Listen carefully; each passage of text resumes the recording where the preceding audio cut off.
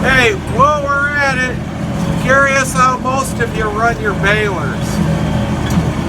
Are most of you feeling an RPM drop of 200-300 RPMs every plunger stroke?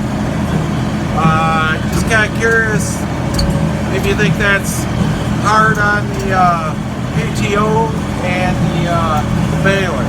Right now, I've got the density turned up high enough where I've got a drop of about 200 to 300 RPMs each plunger stroke, and it kind of seems like I need to do that to make a good, tight, firm bale.